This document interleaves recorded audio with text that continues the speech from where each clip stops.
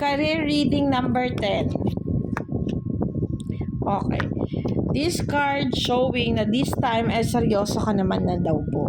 No, sabi dito, nakafocus ka na, wala nang pag-aalinlangan, at ilalaban mo na yung maayos na kumbaga gagawin mo yung lahat para magkaroon ka ng isang maayos na pangkabuhayan. Pakikipagkasundo maaaring sa trabaho or something, no? This card showing na alam mo naman daw yung way kung paano ka magsasucess. Ayun lang talaga, nakukulangan sa pagkilos o paggawa, ma'am. Sabi dito sa cards na hindi nagiging stable yung pangkabuhayan mo eh. Sabi dito, hindi mo pa nakakamit yung gusto mo talagang makamit.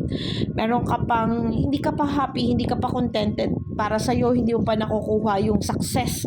No? Kasi itong Knight of Cup, ito na yung successful ka, yung okay ka na, yung kontento ka na tungkol sa mga bagay na tungkol sa financial mo, tungkol sa pumapasok sa yung pera, no? Sabi dito, meron ka namang trabaho sa ngayon, hindi ka naman daw yung, or sabihin na natin na meron namang kabuhayan dyan, okay ka pa naman, pero hindi ito yung pangarap mo, hindi pa ito yung balak mong gusto, hindi ka pa ma-happy, hindi ka pa satisfied.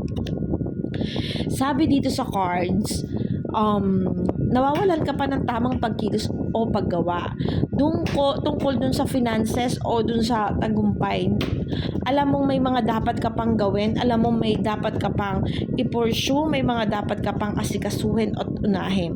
Kasi this card showing, hindi pa ito yung way mo para maging success, hindi sa ganito pang pamamaraan yung makikita mo yung sarili mo. Di ba merong mga tao na ano ma'am na mag-aaral ako, mag-a-abroad ako, alam mo yung ganun, pero ikaw, alam mo yung ginagawa mo, okay ka sa ngayon, kasi meron naman ditong magandang pakikipagkasunduan, pero alam mong hindi pa ito yung makakapag-pa-achieve ng goal mo.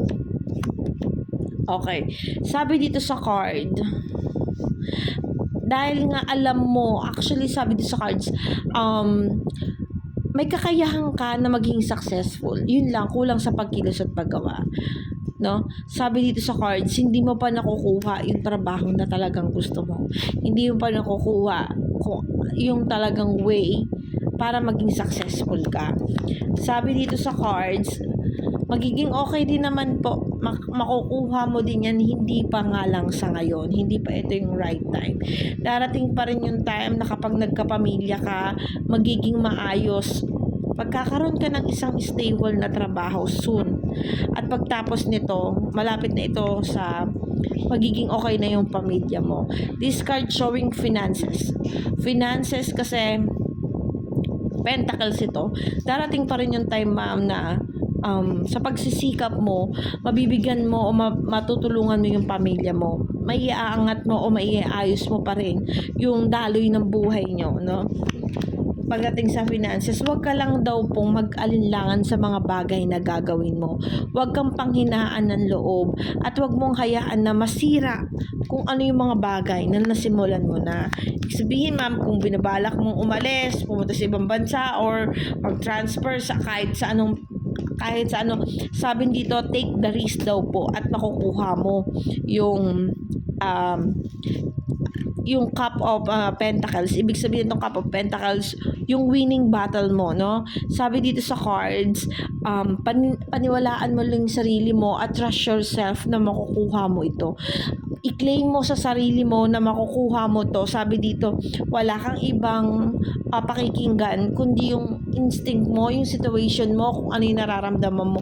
Huwag ka daw pong mag-alinlangan. Sabi dito, judgment na nakabaliktad. Sabi dito sa cards, wala dito sa kanalalagyan mo yung pag-asenso mo, kundi nasa isang malayong lugar, no? So, ikaw, ma'am, kung nasan ka man ngayon, hindi talaga yan yung way. Kanina pa sinasabi sa cards doon na may dapat kang gawin, may dapat kang tuklasin. Nakikita ko dito yung paglisan o pag-alis. Maaaring dito mo makukuha yung tagumpay na hinahanap mo. May guided ka ng universe, o ibig sabihin, kailangan mo mag-move forward. Kung nasan ka man ngayon, hindi pa ayan yung dapat na wag mong isettle dyan yung sarili mo. You need to find something better, something good, something na makapag-explore ka pa. para makuha mo yung o ma-reach mo yung goal na gusto mo regarding sa career.